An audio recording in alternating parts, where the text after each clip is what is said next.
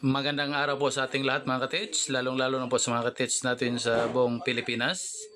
So for today's video mga katits, meron tayong bagong gamit na Goldflux 3D scanner. So meron siyang Bionic at saka dual live scan viewer.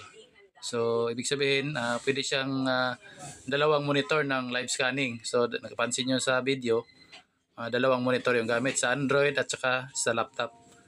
Sa mga gustong mag-inquire, mag-text or tumawag lang kayo sa number na nakalagay sa screen.